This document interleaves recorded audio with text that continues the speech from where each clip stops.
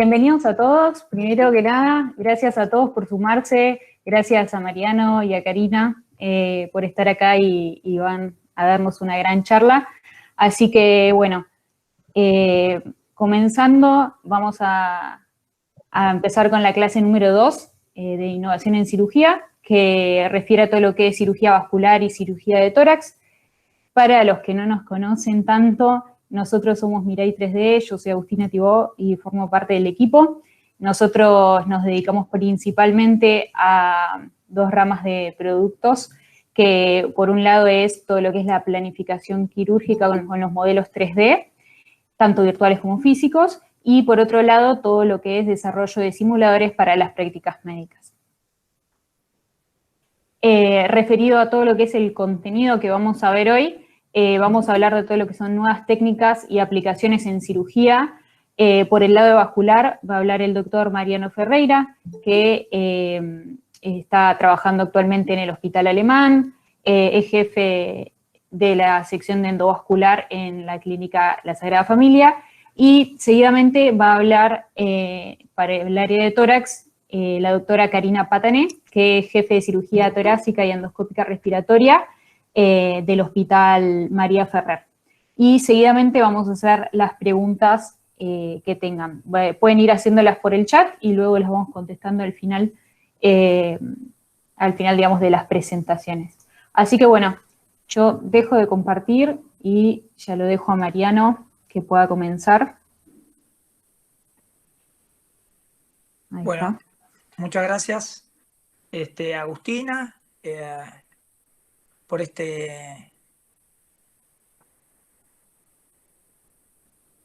Se está empezando, ¿no? A ver, sí, ahora sí. Sí, sí. Ahora vamos a presentar acá. Bueno, esto es un proyecto, en realidad, que tenemos específicamente en el Hospital Alemán con el doctor Borracci, que es el jefe de cirugía cardiovascular, que es el gran impulsor de esta nueva tecnología. Y un poco en la foto de la derecha ven una mezcla de todo. O sea, bien a la derecha se ve la computadora, un poco en el medio todo lo que estamos haciendo ahora con impresiones 3D, con los distintos usos, y atrás un poco la tecnología de lo que se usaban antes, reglas, compases y ese tipo de cosas. Para que vean la actualidad del tema, hoy a las 15:30 horas de Londres, en la segunda sesión del probablemente uno de los eventos más importantes que hay en cirugía vascular en el año, que es el congreso de Charing Cross, que se hace habitualmente en Londres, que obviamente por causas que todos conocemos ahora es en forma virtual. La primera conferencia que se va a hablar hoy específicamente es sobre elementos 3D, ¿no? O sea, esto está incorporado, o sea, ya no podemos pensar que esto no se viene y que no va a formar parte de nuestra realidad. Yo creo que si tuviera que definir qué es lo que nos pasó en los últimos 10 años, ya no 30, como les decía, los últimos 10, es que es lo que yo considero, digamos, nuestros tiempos modernos, es que esa foto que se ve ahí con esos dibujos, con esquemas de las endoprótesis, hicieron que específicamente de lo que yo les voy a hablar, que es del aneurisma de aorta, podamos ir de la cirugía tradicionalmente abierta a la cirugía endovascular. No solo con prótesis estándar colocadas para aneurismas que están por debajo de las arterias renales, sino que también para aneurismas torácicos, para aneurismas tóraco-abdominales que comprometen las ramas viscerales, que eso juntado a la experiencia de ya varios años y, como les dije antes, la mejora en estos dispositivos ha bajado la mortalidad a menos del 1%, con alguna tasa de reintervención. Es obvio, estos pacientes requieren controles periódicos, pero cada vez esto es menos. Específicamente a la mejora en el diseño de estas endoprótesis. Pero si yo tuviera que definir los últimos 5 años, el último lustro en nuestra experiencia, es que de lo factible, o sea, de haber podido hacer cirugía endovascular en la gran mayoría de los pacientes con aneurisma de aorta, yo creo que hoy el punto clave es que la práctica es mucho más segura. Mucho más segura, ¿por qué? Porque incorporamos la tecnología adentro de quirófano, la tecnología de imágenes, y eso hace que tanto los pacientes como nosotros mismos nos irradiemos menos.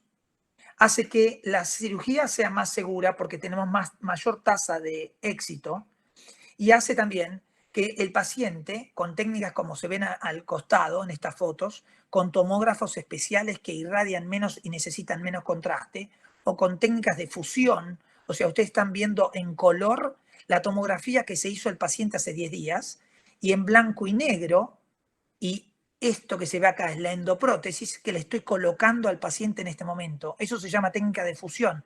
O sea que sin inyectar contraste, yo sé dónde están haciendo el tronco brachiocefálico, la carótida izquierda o la subclave izquierda.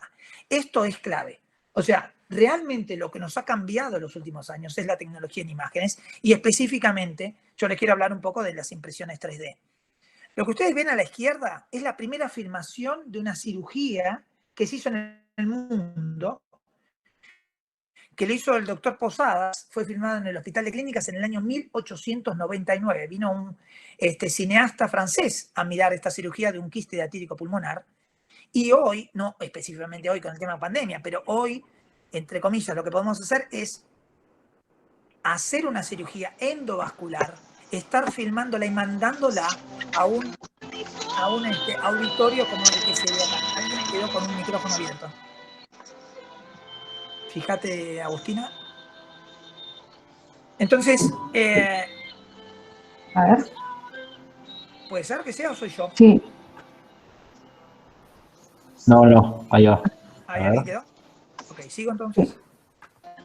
La señal es malísima. Entonces, específicamente, esta presentación se centra en las aplicaciones de la impresión 3D en la cirugía endovascular, especialmente en la reparación de aneurismas, como le dije antes, por vía endovascular, tanto en lo académico como en lo asistencial, ¿no? O sea, es clave que esto ha producido una revolución en todo nuestro ambiente. La impresión 3D es un proceso de producción aditivo. Y lo pongo entre paréntesis. ¿Por qué significa aditivo? Porque suma, sin la menor duda, a lo que nosotros veníamos haciendo. Esto claramente suma. Y este proceso de fabricación está recibiendo actualmente una gran atención en el campo médico y es especial resultado de la combinación de, por un lado, la reconstrucción 3D y la impresión 3D. No, o sea, la asociación entre esas dos tecnologías, que es lo que hace que específicamente tengamos esto.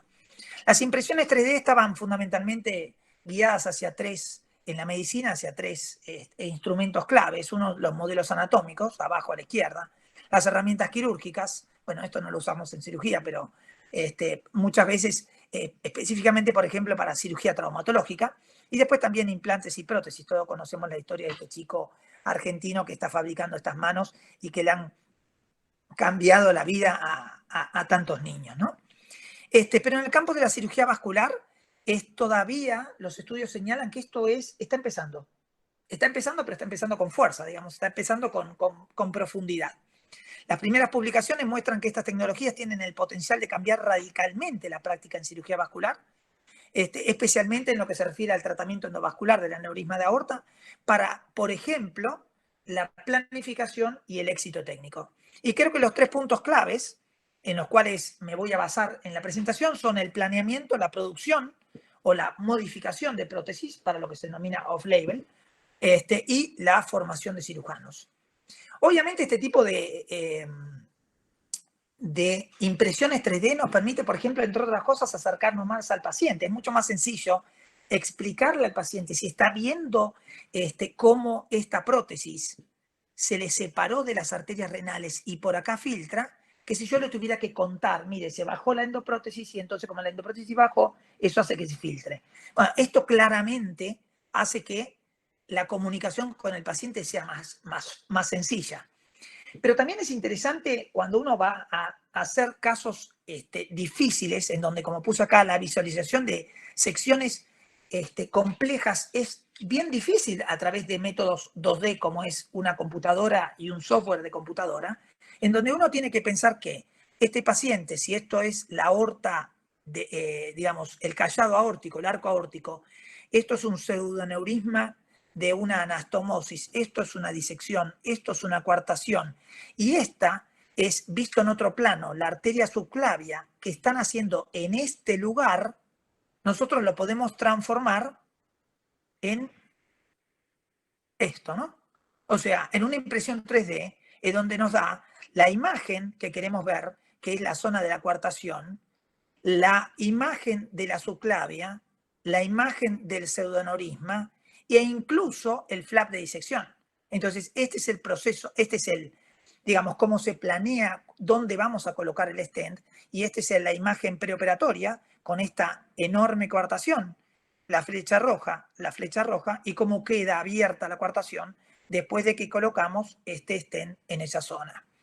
Entonces, no solo sirve para ese tipo de, o sea, ver lugares difíciles, sino también, por ejemplo, planear cirugías. Acá tenemos un paciente que tiene un aneurisma, esto es la aorta, esta es la mesentérica, esto es el tronco celíaco, esta es la gástrica.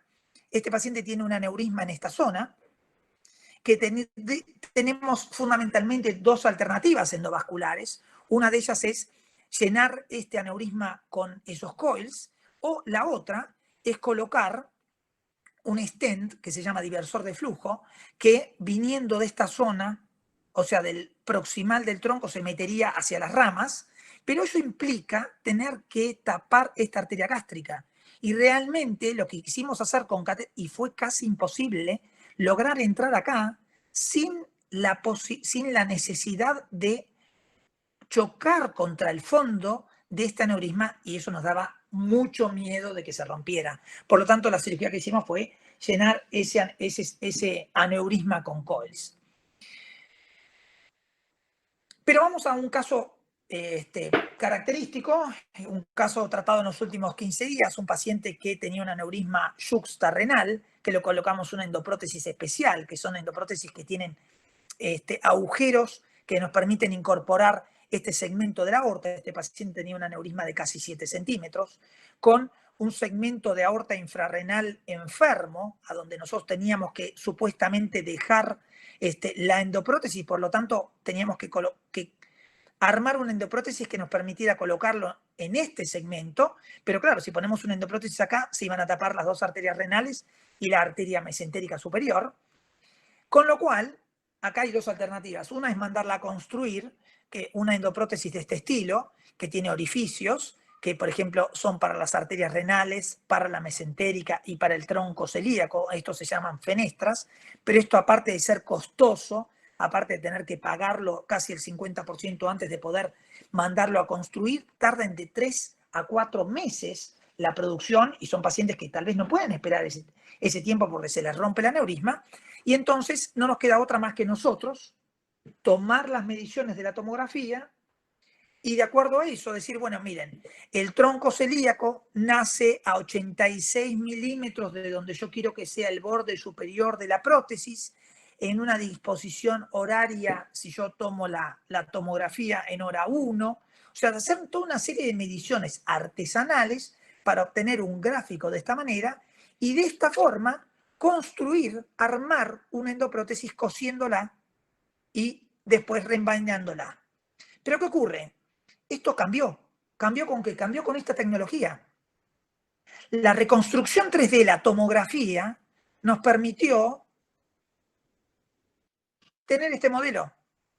O sea, la reconstrucción, la imagen 3D, la impresión 3D, nos permitió tener esto, que es la luz de la aorta a nivel visceral, con estos orificios, que son la mesentérica superior, la renal izquierda, la renal derecha, y entonces es usarlo de modelo. ¿Para qué? Para abrir la endoprótesis dentro de esta aorta, para que la endoprótesis copie esa forma y poder marcar los orificios y hacer los orificios correspondientes a el tronco celíaco, la mesentérica superior y las arterias renales, y después volver a envainar la endoprótesis. Obviamente esto significó después que esta endoprótesis armada la pudimos colocar para respetar las arterias renales y la arteria mesentérica superior, y acá vemos cómo la endoprótesis está colocándose. Los anillos en celeste son las imágenes de la fusión de imágenes que nos marcan dónde tiene que estar el orificio, que acá lo ven, para entrar en la renal o para entrar en la otra renal, y como de a poquito fuimos poniendo los stents dentro de la endoprótesis para la renal derecha, para la renal izquierda y finalmente para la mesentérica superior. Yo creo que para ir terminando, como último punto, son los modelos, la formación de cirujanos. La formación de cirujanos jóvenes y no tan jóvenes son para técnicas especiales. Antes eran así, o sea, completamente desnaturalizada la anatomía, era una anatomía estándar, y hoy, en base a específicamente imágenes tomográficas, podemos reconstruir y hacer esto. Y con esto, hacer esto. O sea, tratar de crear modelos para poder practicar técnicas especiales, para poder practicar maniobras especiales que nos permitan hacer esto. O sea, acá vemos cómo viniendo desde la ilíaca derecha, se captura una guía y se va para el otro lado, y como captura esa guía, se avanza un catéter, y con ese catéter uno trata de entrar en este segmento arterial que es la arteria hipogástrica. Esto es un aneurisma de la ilíaca común, esta es la arteria ilíaca externa, y ahí vemos cómo la guía entra en lo que sería la arteria hipogástrica. Entonces, en conclusión, las impresiones 3D en la cirugía vascular nos permiten hoy, obviamente, la visualización de pasos críticos, como le mostré con el aneurisma de la coartación aórtica, como les mostré con el aneurisma del tronco celíaco proximal. Cumple un papel crítico en el planeamiento y producción de prótesis off-label, como por ejemplo en los casos esos en donde hay que construir una prótesis porque el paciente no puede esperar a la industria para construirla.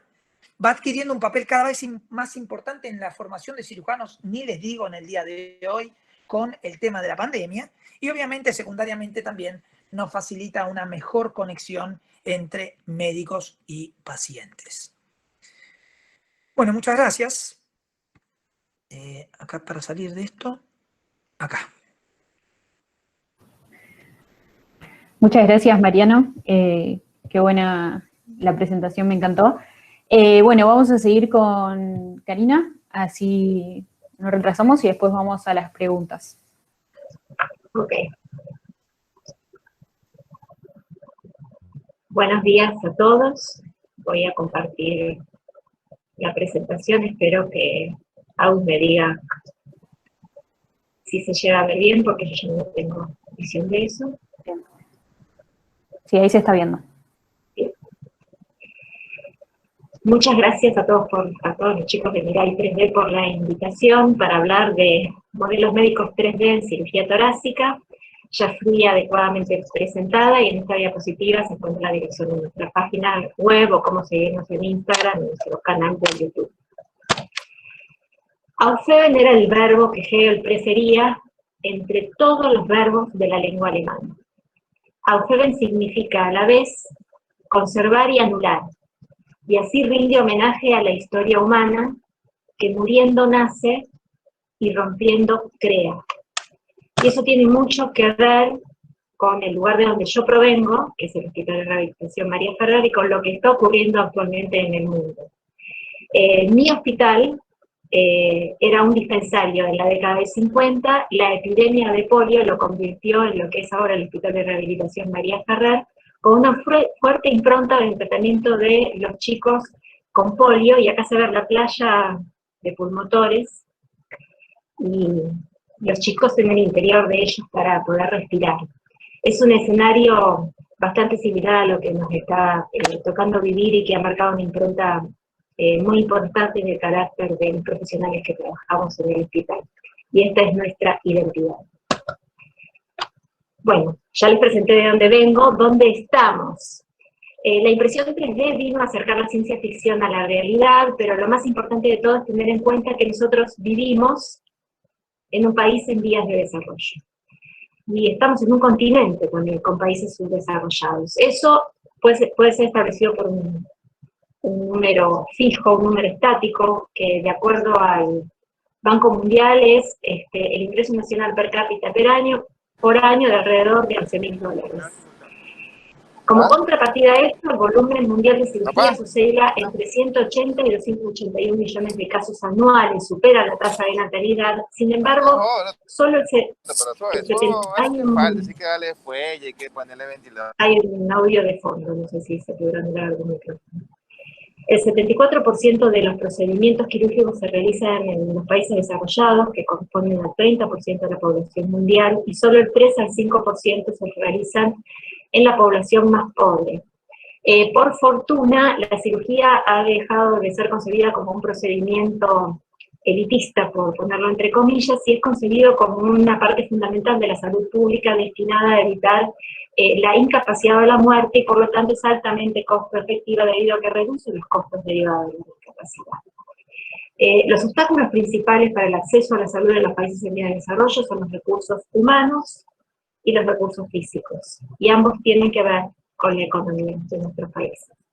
En la actualidad, por fortuna, la impresión de modelos 3D, que se inició en los años 80 y era muy costosa, actualmente es accesible desde el punto de vista económico y está disponible aún para nosotros. ¿Cuáles son algunas de las aplicaciones actuales? Si me superpongo a lo que mencionó anteriormente el doctor Ferreira. Sin lugar a dudas, la educación médica, dado que permite crear modelos que describan las características anatómicas de un órgano y su patología en forma personalizada. Y a partir de eso, planificar la cirugía y, ¿por qué no?, utilizar modelos para simulación de cirugía, ya sea para la práctica de residentes o de fellows o seniors dentro de un servicio. En la foto de la derecha se ve una de las primeras impresiones que los chicos de Mirai hicieron para el Hospital María Ferrer.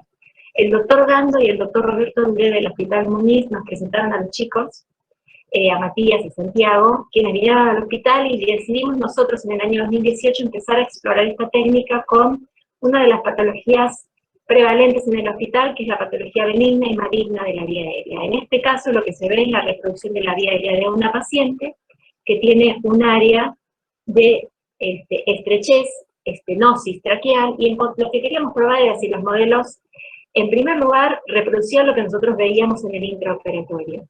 Y efectivamente encontramos un alto grado de correlación en las estenosis traqueales puras en cuanto a la altura y la longitud o extensión del compromiso traqueal. Estas fotos demuestran lo mismo, la foto de la izquierda con la salvedad de que tiene un resalto que tiene que ver con que el paciente tenía un traqueostoma al momento de la cirugía.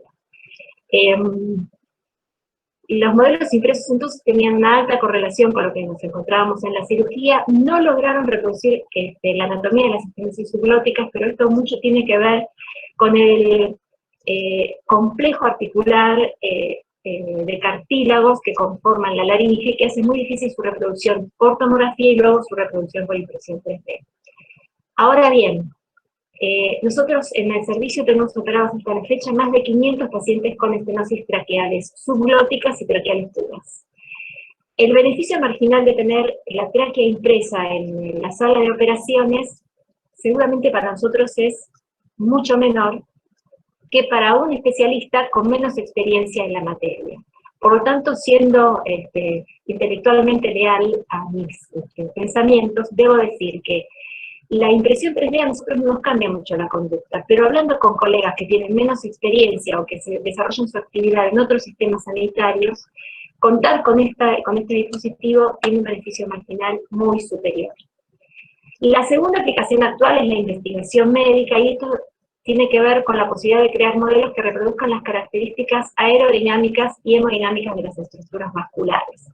De lo segundo habló ya el doctor Ferreira. Con respecto a lo primero, debo decir que las características aerodinámicas de la tráquea no se pueden reproducir, porque hay que reproducir la fisiología traqueal, y eso no lo puede hacer un modelo estático, pero sí puede reproducir las características anatómicas de la tráquea, y eso es de mucha utilidad, y les voy a mostrar un caso real de una mujer de 37 años que consulta por disnea y estridor nocturno. Este caso nos fue presentado al servicio de endoscopía y cirugía por el doctor Gando. Si ustedes ven en la tomografía, el diámetro de la tráquea es muy estrecho, tanto en la ventana pulmonar como en la ventana mediastinal, y medía poco más de 5 milímetros en cada uno de las mediciones realizadas, transversal y antero-posterior. Para que tengan un parámetro, una estenosis traqueal es considerada crítica cuando mide 5 milímetros aproximadamente. En este caso, toda la longitud de la tráquea de la paciente tenía ese diámetro. Eso fue corroborado por endoscopía, y el diagnóstico presuntivo fue estenosis traqueal congénita. Es bastante infrecuente encontrar una paciente que llega a los 37 años con este diagnóstico, porque es una enfermedad que se manifiesta en la infancia, y que por lo general requiere un tratamiento quirúrgico en el cual nosotros no tenemos experiencia, que se denomina traqueoplastía de deslizamiento, y que consiste básicamente en sacrificar longitud traqueal para aumentar el diámetro de la tráquea. Lo que se hace es incidir la tráquea transversalmente por la mitad, y luego realizar una incisión anterior sobre el segmento superior y otra posterior sobre el segmento inferior, y luego deslizar el inferior sobre el superior y realizar la anastomosis. Esta es la anastomosis finalizada, y esta es la luz, así queda la luz de la vía aérea tempranamente, y luego en la endoscopía más tardía ya ha recuperado su luz completamente. Como es un procedimiento sobre el cual no teníamos experiencia, les pedimos a los chicos de Mirai que nos imprimieran unos modelos. Lo que primero hizo el doctor Luchelli a pedido mío, muy amablemente, sin endoscopista del servicio, es realizar la endoscopía al modelo, y luego nosotros tratamos de reproducir el procedimiento. Y les muestro. Esta es la endoscopía realizada al modelo que nos diseñaron los chicos. Podrán ver que casi el anillo cartilaginoso es completo. En estos pacientes es habitual que no tengan pared membranosa posterior. Nosotros ya teníamos la mesa armada, y en el modelo lo que tratamos de hacer es reproducir la técnica que antes les mostré en dibujos, porque incluso para mí, más allá de las críticas técnicas que tengo que realizarme de este intento de reproducción de la cirugía, fue bastante clarificante poder reproducir la cirugía. Con la doctora Vila ya hicimos la incisión sobre la porción media de la tráquea, la incisión sobre la porción superior. Hacemos lo mismo sobre la porción inferior de la tráquea, casi hasta llegar a la bifurcación bronquial, y luego, como comentaba con antelación, lo que hay que hacer es deslizar el segmento inferior de la tráquea hacia el segmento superior, llevándolo hacia adelante. Eso mismo.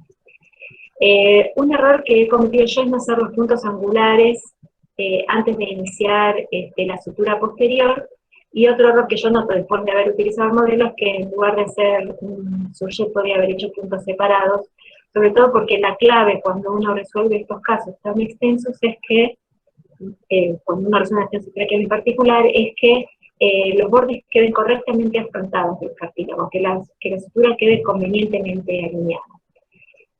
Seguido de la sutura de la pared posterior y la colocación de los puntos angulares en segundo lugar, lo que hicimos fue suturar la pared anterior con puntos separados y realizar una endoscopía de control. Debo mencionar, a pedido de los participantes, que no solo el doctor Luchelli realizó la endoscopía previa y postoperatoria, sino que el cameraman fue el doctor Leo Castellani, que es nuestro anestesiólogo, poniendo de manifiesto la mala relación que existe entre los distintos integrantes del equipo de cirugía y endoscopía del Hospital María Ferrer. Algo que siempre nos caracteriza, que es el trabajo en equipo. Y esta es la endoscopía posterior. A mí técnicamente no me gusta cómo quedó la sutura inferior, pero debe quedar bien ahí cercana a la carina, y creo que quedó muy arrosariada porque es un surjet, además del material que se utiliza para impresión 3D. Tercera aplicación actual, la planificación quirúrgica, permite conocer las relaciones del tumor o del órgano que se va a operar con otros órganos y estructuras vasculares, y por lo tanto planificar la cirugía, la vía de acceso, la inspección de la resección, y disminuir por tanto el riesgo de complicaciones y los costos. ¿Es este escenario homogéneo en todos los centros? Por supuesto que no. Agradezco este caso, que es también un caso real, al doctor Muñoz por haberlo compartido conmigo para presentárselos a ustedes. Se le presenta este tumor mediastinal anterior, que en algunos de los cortes tomográficos parece tener un contacto más estrecho con la aurícula derecha, en otros no tanto. El doctor le pidió a los chicos de Mirai que por favor les realizaran una impresión tridimensional de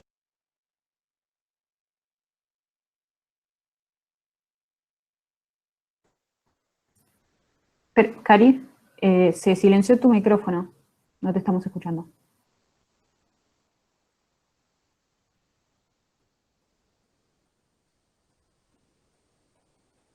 Te vemos todo bien, pero se silenció tu micrófono. Ahí está. Ahí está, perfecta. Sí. Perdón, no sé desde cuándo no escucharon. No, recién, justo te avisé recién, se cortó recién nomás. Bueno, entonces continúo por donde estaba, que en lo que me refería el doctor Muñoz es que, les pido disculpas, es que haber realizado la impresión me permitió planificar una vía de abordaje diferente y además conversar el plan quirúrgico con quienes me iban a ayudar, que no eran especialistas en cirugía torácica. De modo que para él resultó muy útil. Siendo leal nuevamente a mis pensamientos, debo decir, nosotros tenemos en el hospital una gran experiencia en el tratamiento de tumores de mediastino. En un primer relevamiento teníamos cerca de 484 tumores de mediastino operados, la mayoría eran timomas. En el momento actual tenemos 180 timomas tratados quirúrgicamente solo en el Hospital de Rehabilitación Respiratoria María Ferrer. Creemos que es un número considerable, considerando que es un hospital tan pequeño, y que pocos hospitales, por lo menos en Latinoamérica, solos pueden reunir esta casuística. En relación a ello, la planificación 3D tal vez no genere un beneficio marginal tan superior para nosotros, pero en médicos en otros escenarios sanitarios, sí, seguramente el beneficio del material impreso es bastante importante. La oscuridad no es más que un instante de luz dormida, dice el escritor Juan Solá en su libro Miel. ¿Y por qué utilizo como preámbulo esta frase de Juan Solá? Porque lo que vengo a hablar a continuación hay muchas sombras y pocas áreas de luz. Y tiene que ver con la impresión de prótesis a medida. Muy a diferencia de lo que dijo el doctor Ferreira con antelación. Las aplicaciones actuales en tecnología 3D tienen que ver con producir implantes, ya sea stents y Montgomery a la medida del paciente, también crear dispositivos para modelar la reconstrucción de la pared torácica y, ¿por qué no?, generar prótesis biodegradables con liberación de drogas o utilizar las impresiones como sustrato para el trasplante de tráquea. Eso está alineado con lo que nosotros conocemos medicina de precisión, que es adecuar la terapia a las características del paciente. Y presento un caso de lo que no es una prótesis a medida. Cuando se inició la experiencia en tratamiento de las cirugías de la vía aérea, particularmente la patología maligna de la vía aérea, en los años 70 se realizaban resecciones traqueales mayor a la mitad de la longitud traqueal y se reemplazaba ese segmento con esta prótesis, que se denomina prótesis de Neville. La prótesis se importaba de Estados Unidos, solo hubo complicaciones luego de su utilización, ya sea por resistencia de sutura o en uno de los casos se erosionaba la pared anterior del esófago y se generó una fístula traqueoesofágica. La paciente falleció luego de varias neumonías a repetición porque no quiso operarse. Uno de los comentarios que me hicieron mis maestros, el doctor Rosen y el doctor Rojas, es que estas prótesis tenían un diámetro y una longitud que no se adecuaba a las características fenotípicas de nuestra población. Entonces, fíjense la importancia de poder contar con alguna prótesis a medida. Las prótesis con las que contamos actualmente son, en referencia a los stents específicamente, son de silicona. Hay descritos por algunos doctores los stents autoexpansibles de metal que nosotros preferimos no utilizar en patología benigna de la vía aérea. Algunas debilidades que tienen los stents son la colonización bacteriana, la fatiga del metal y la fractura, la migración cuando no se adecua al diámetro de la tráquea y una valsalva o la tos puede producir su desplazamiento, y por supuesto la formación de tejido de granulación, incorporación a la mucosa, sobre todo en los stents de metal, y la erosión y perforación subsecuente de la mucosa. Solo a modo de ejemplo, para no obviarlos, les muestro el caso de un paciente que tratamos en el hospital. Si ven la placa de tórax, se logra observar un área de metal en el interior de la vía aérea. Este paciente que tenía un accidente, ARM prolongada, estenosis traqueal, fue tratado con sucesivos stents, entre ellos un stent autoexpansible, y luego, por fracaso del stent autoexpansible, se lo traqueostomizó y se le colocaban prótesis de silicona o tubos de Montgomery por dentro del stent autoexpansible. Decidimos abordarlo en forma multidisciplinaria, y la broncoscopía rígida en este caso lo estaba haciendo el doctor Galíndez, otro de los endoscopistas del servicio a cargo del doctor Lindla, y decidimos tratar de sacar todos los alambres, que fíjense cómo están incrustados en la mucosa, cómo se incorpora en la mucosa, y desde el orificio del traqueostoma, cuando el doctor Galíndez traccionaba del alambre, entraba el doctor Marcos López Pose, que en ese momento era alumno de la carrera y ahora es ya un cirujano torácico muy bien formado, y extraía el alambre con una pinza de coger. Cuando terminamos de extraer todos los alambres, lo que encontramos, voy a adelantar el video para no para no agobiarlos, es que la extensión del daño traqueal era muy amplia, que por lo tanto no le podíamos ofrecer a este paciente el tratamiento estándar de las estenosis traqueales, que es el tratamiento quirúrgico. Por lo tanto, colocamos lo que ustedes ven que está ingresando ahí, que es un tubo de Montgomery, una prótesis de silicona, pero que tiene la forma de una T con una rama transversal que sale por el orificio de la traqueostomía. Y con eso se logra sostener la pared, sostener permeable la vía aérea. Ahí se está observando la carina, casi ocupaba la totalidad de la tráquea. Estos son los alambres que sacamos de la tráquea del paciente. ¿Cuáles son los inconvenientes post-manufactura de las prótesis ideadas en forma tridimensional? Que existe una amplia variabilidad en los procesos de construcción y adaptación que ponen en jaque a los estándares regulatorios y de evaluación de calidad. El material a utilizar debe desplegarse ampliamente sobre la vía aérea y contrarrestar la presión de la misma. No existen ensayos clínicos y estudios de costo-efectividad piggyback, o sea, a caballito de los ensayos clínicos que digan que una prótesis impresa en forma tridimensional es inferior en costos y superior en efectividad que las prótesis estándar que hay en el comercio. Los stents son considerados por otro dispositivos clase 3 de acuerdo a la FDA y deben ajustarse a las normas ISO, y un problema asociado es la esterilización, dado que existen distintos sistemas de esterilización, algunos utilizan temperaturas elevadas y la interacción del material de impresión con el sistema de esterilización puede ser muy inconveniente. Es posible concluir entonces que la aplicación de la impresión 3D para la creación de dispositivos se encuentra aún en una temprana infancia, hay mucho para desarrollar. Su uso ha sido básicamente humanitario o compasivo. En el caso de, solo hay reportes de casos. Uno de ellos es la estenosis de un bronquio intermedio, luego una lobectomía media y resección en manguito del bronquio intermedio. Esa anastomosis estenosol, por supuesto que requería, para ser salvada y evitar un tratamiento quirúrgico nuevo, una prótesis a medida que no se deslizara, que tuviera el diámetro de la vía aérea y que por lo tanto, y que su longitud se adecuara a las características anatómicas del paciente para no obliterar el nacimiento del bronquio lóbulo superior y el nacimiento de los bronquios secundarios. Luego hay reportes de casos de granulomatosis traqueal con poliangeitis, y también está escrito su uso en la tráquea broncomalacia severa en la infancia, el uso humanitario para un dispositivo, un fármaco, creo que también tiene que ver con la incidencia anual de esa patología, que debe ser inferior a 4.000 casos anuales. Como ustedes verán en este listado, de acuerdo a la Sociedad de Radiología de Norteamérica, no existe o no está descrita la aplicación de impresión 3D en lo que se refiere a cirugía de tórax. Y esto incluye la cirugía de la vía aérea de los bronquios, la cirugía de los tumores, de los tumores pulmonares, y tampoco, si bien abarca el aparato musculoesquelético, el reemplazo de la pared torácica. O sea que hay mucho camino por desandar al respecto. Y ahora que he visto lo que fui, quiero ver lo que seré. Solo espero que cuando llegue el momento de dar el gran salto, me encuentre en forma para hacerlo. Esta es una frase extraída del libro El nervio óptico de María Gainza, una escritora argentina, que les recomiendo profundamente, es una escritora muy sofisticada.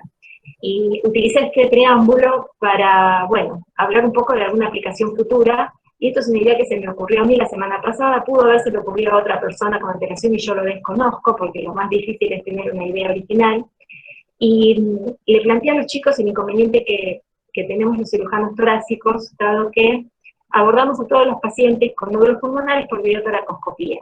Cuando estos nódulos pulmonares se encuentran muy profundos en el parénquima pulmonar, cuando son lesiones en vidrios medilados, y cuando está decidido hacer una segmentectomía arreglada, que es una resección anatómica menor, identificar dónde está el nódulo es bastante importante, sobre todo porque no podemos palpar la superficie pulmonar.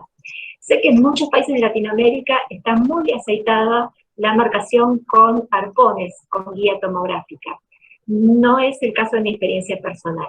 Entonces, este es el caso de una paciente a la cual yo le realicé hace 1 año y medio una lobectomía izquierda, por lo que fue un tumor carcinoide típico, y le aparece en el pulmón contralateral, en el lóbulo superior, una imagen nodular de contornos bastante regulares, que parece ser una metástasis de su tumor original o un nuevo tumor neuroendocrino.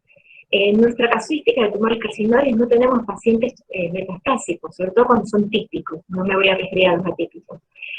La dejamos en control, pero por supuesto sería conveniente que no le hicieran una nueva lorectomía a esta paciente. El plan es una segmentectomía arreglada y le pregunté a Matías si se podía hacer una impresión 3D del lóbulo superior de la paciente con las estructuras broncovasculares. Me comunicó con Santi, y Santi primero me envió este modelo en computadora, donde se ve la bronquial en blanco, las arterias y las venas en rojo, y en verde el tumor, y luego nos alcanzó estos modelos en 2 colores, y que diferencia el árbol bronquial de las estructuras vasculares y el pulmón en 3 colores.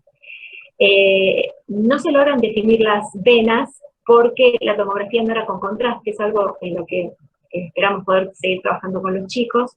Me contaba Santi que con una tomografía con contraste endovenoso, por sustracción de las arterias, él puede identificar las venas, y en lo personal para mí no es un tema menor sí contar con este modelo al momento de hacer una segmentectomía arreglada, sobre todo las más dificultosas, que son las de los segmentos nasales de las lóbulos inferiores, porque tener un correcto mapeo del árbol,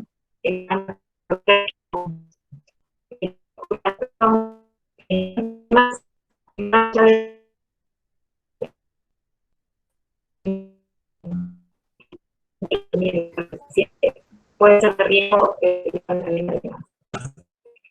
Para finalizar, quien no es capaz de cambiar de opinión, no es capaz de cambiar nada. Esta frase es atribuida a Winston Churchill, y me parece muy útil en el contexto de explorar estas nuevas tecnologías sanitarias a los efectos de encontrar su mejor aplicación sobre un terreno todavía virgen como es el de la cirugía torácica.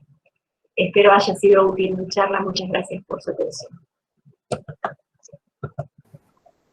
Muchísimas gracias, Cari. Gracias por la excelente presentación, sí. Y bueno, vamos a ir entonces con las preguntas. Quizá podrás sacar la presentación por fin. ¿Yo? Sí. ¿Cómo no? Bien, disculpe. No hay problema. Pensé que había salido. Ahí está. Ahí salió. Sí.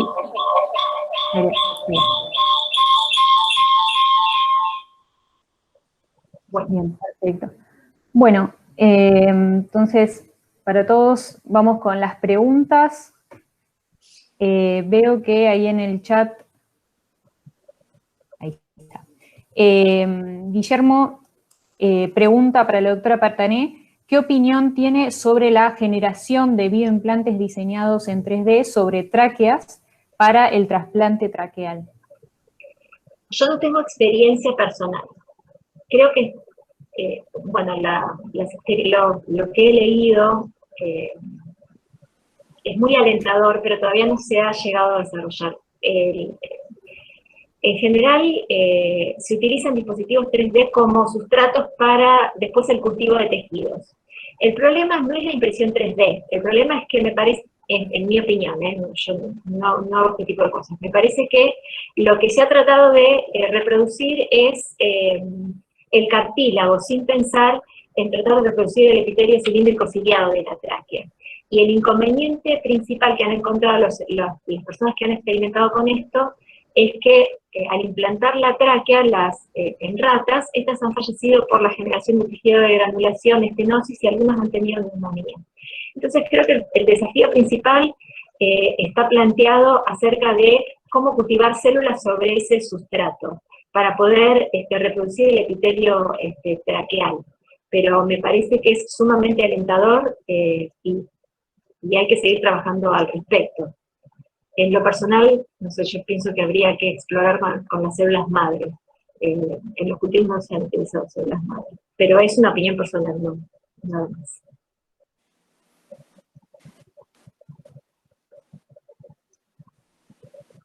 Bien, no sé si tiene alguno una pregunta más.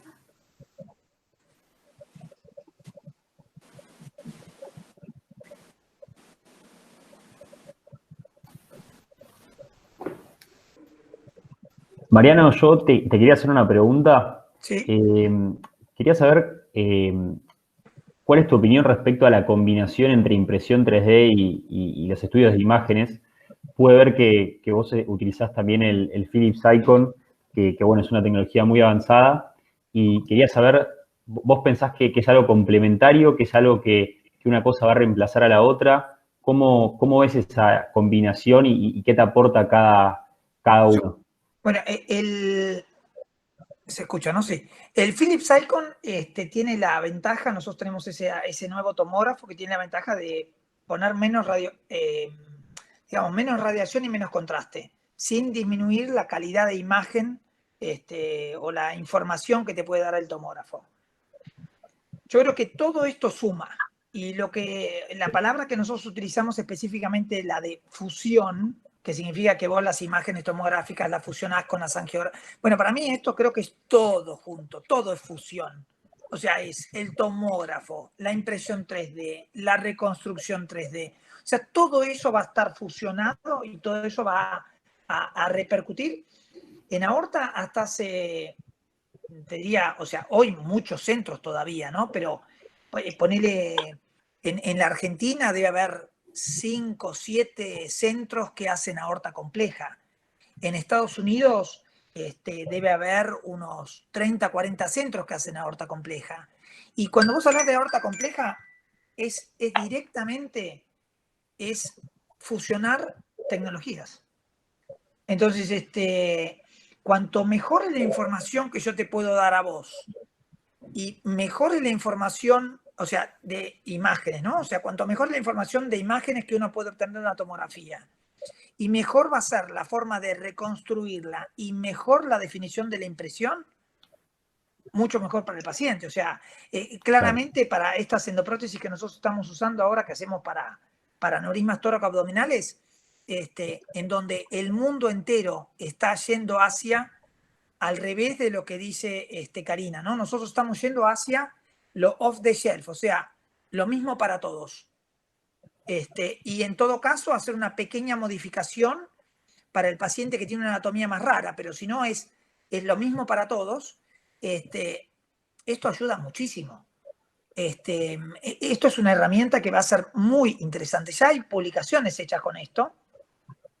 Hay un grupo muy importante en Seattle que son los de la Washington University. Ese grupo tiene la responsabilidad de casi recibir pacientes del 20% de los Estados Unidos. Porque claro, recibe todo lo que viene de Alaska y todo lo que viene del noroeste. Y tiene una enorme cantidad de pacientes que son casi urgencias o urgencias, en donde no puedes mandar a construir algo. O sea, lo tenés que hacer vos. Claro. Entonces, mientras que el paciente está viajando en el avión, en el helicóptero, en lo que sea, vos ya estás haciendo la impresión 3D. O sea, no es futurismo. Lo tienen publicado los tipos. Entonces, es un punto clave, obviamente. Eso no es aislado. Si no tenés experiencia, si no tenés un buen tomógrafo, si no tenés un equipo, digamos, de hemodinamia, un quirófano híbrido especial, estás hablando de cosas, o sea, se va a cortar la cadena en algo. Pero si tenés toda esa tecnología, esto vino para o sea, esto no es marketing, ¿no? Esto no es marketing. Tal cual, tal cual. Y creo que es algo clave lo que decías vos, de la posibilidad, en este caso, como decías, en Washington, quizás inmediatamente, pero a futuro en muchos lugares, de poder también atender la urgencia, ¿no? A medida que avance la tecnología y que suceda lo mismo que sucedió en su momento con las computadoras, tanto en la velocidad de impresión, en la tasa de falla y en la posibilidad de tener nuevos materiales, en donde quizás ya uno lo pueda correlacionar con la dureza, la elasticidad de los tejidos de los pacientes. Creo que el mundo de posibilidades va a ser mucho más amplio. Y les quería hacer una pregunta más a los dos, que es, ¿qué valor ven ustedes, sobre todo para lo que es la formación de los profesionales en sus respectivas especialidades? Porque nosotros lo que vemos muchas veces es, por un lado, la posibilidad de quizás generar muy fácilmente distintos escenarios y también de replicar casos patológicos que sabemos que capaz cuando uno trabaja con simulación cadavérica, sobre todo, no están disponibles para practicar mucho. Quería saber si coinciden en esto y cómo ven en simulación el potencial del 3D. Karina, por favor. Gracias, Doc. Bueno, de hecho, Mati, viste que usamos un modelo que ustedes nos imprimieron para simular la traqueoplastia de deslizamiento. Creemos que es muy útil, sobre todo para la formación de residentes y de fellows, pero no solo para eso, sino nosotros que tenemos más experiencia en alguna cirugía, cuando tenemos que desarrollar alguna técnica con la cual no estamos lo suficientemente familiarizados, es de mucha utilidad y para lograr los resultados. Sí, creo además que es un impulsor fundamental para la educación actualmente, la impresión prima. ¿Sí? Yo creo que, por otro lado, la experiencia es un tema clave, ¿no? Y la experiencia son años de vuelo. No hay nada que no se consiga fuertemente después. O sea, los Beatles triunfaron después de 10.000 horas de haber practicado, ¿no? Yo creo que, sobre todo en países como los nuestros, con poblaciones más pequeñas, es muy difícil a veces conseguir una N suficiente. Entonces, no solo en la Clínica Mayo nos ganan por tecnología, sino nos ganan por la N que tienen. Entonces, ¿cómo hago yo para tener la N que ellos tienen? Bueno, viajo. ¿Cómo hago yo para tener la N que ellos, o sea, para tener la experiencia que ellos tienen? Y una de las formas va a ser esto, ¿no? O sea, tratar de aumentar la precisión de lo que estamos haciendo y aumentar la experiencia a través de modelos. Es claro que yo no creo que uno pueda aprender a hacer cirugía por vía remota o a través de modelos. Pero si uno perfectamente se puede dar cuenta que la anastomosis que hizo, como mostró Karina, le hubiera gustado hacer mejor puntos separados. Que capaz que no está escrito en el libro, que no está escrito en ninguna revista, que hasta que no lo hiciste y no lo viste con el fibroscopio, no te diste cuenta. Y esto es lo mismo, o sea, lo que yo mostré cuando se enlaza la guía desde la ilíaca contralateral, hay un detalle que no te pone el libro, que es para vos ver bien la hipogástrica, poner la oblicua que corresponde. Pero claro, si vos tenés un modelo que son 4 tubistos unidos por calor de vidrio, es una cosa. Pero si vos tenés una impresión 3D, vos mismo te vas a dar cuenta que si vos querés ver bien el origen de la arteria hipogástrica, tenés que girar el arco en C, girar el equipo de rayos, 30, 40 grados, y ahí te vas a dar cuenta cómo desplegas perfectamente eso. Y eso se obtiene o en el vivo o en el vitro. Pero no lo lees del artículo donde está publicado, mirá qué bien que quedó la endoprótesis. No te lo dice ese artículo. Claro. Entonces son cosas que uno... las cirugías nuestras son 1, 2, 3, 4, 5, 6, 7, 8, 9, 10. Siempre hacer lo mismo y repetirlo la mayor cantidad de veces. Bueno, ojalá tuviéramos 2.500 timomas o 2.500 aneurismas tóraco-abdominales. No hay. Entonces, claro, una forma de mejorar nuestra técnica es con modelos, ¿no? Es con modelos. Tal cual. Justo la semana pasada yo estaba viendo un webinar del doctor Julián Varas, del Centro de Simulación de la Católica de Chile, y él mostraba un estudio muy interesante que justamente hablaba de la importancia de la repetición, ¿no? en la formación del profesional, que mostraba cómo después de determinado N, al comienzo, digamos, del entrenamiento, uno probablemente tenga un residente que sea, digamos, top performer, con una performance quirúrgica casi a nivel experto, con un gran grupo, digamos, estándar del resto de los residentes por debajo, y cómo luego de ese N todos terminaban la formación por la posibilidad de replicarlo varias veces con modelos por encima de ese nivel inicial de este top performer, y eso la verdad que era súper interesante. Acá Mauricio Urquizolino nos hace una pregunta. ¿Qué aplicación tendrían defectos gigantes de la pared abdominal? No sé si nos podemos llegar a imaginar cuál podría ser el beneficio, o es algo que habría 100% que probarlo para darnos cuenta. La realidad es que no te lo puedo contestar, ¿no? No soy especialista en pared abdominal. Aparte, no, la verdad que no lo sé, no lo sé. Sí, yo tampoco tengo respuesta a eso, así que no lo vamos a engañar al doctor Marcelo con la respuesta. Bueno, entonces habrá que probarlo. Te invito a enviarnos las imágenes y a hacer capaz el doctor tiene una idea, claro, de cómo claro, lo puede compartir. a descubrirlo juntos. Y bueno, por mi parte, nada, agradecerles un montón, Mariano, Karina, por participar, por darnos la oportunidad de trabajar juntos. También a los doctores Raúl Borrachi y Seba Gando por también conectarnos y estar ahí en el mismo equipo. Y por último, además de agradecerle a los asistentes, remarcar un poco lo que remarcamos siempre. Por un lado, el interés nuestro de intentar que esto llegue a realmente los casos que lo demanden, ¿no? Y que no sea una cosa exclusiva para quien lo pueda pagar o quien pueda pagar un precio carísimo, o sea, poder realmente que sea una tecnología accesible y que se aplique. Y por otro lado, la importancia, ¿no? de destacar que estamos transitando un camino de descubrimiento en el cual, un poco como decía también Mariano o Karina, no está 100% todo escrito en los libros, y una de las cosas más interesantes cuando empezamos a trabajar junto con los cirujanos y las cirujanas con estas tecnologías es ir dándonos cuenta de nuevas aplicaciones e ir usándola y midiendo cuándo sirve y cuándo no, porque la realidad es que varía en muchas ocasiones.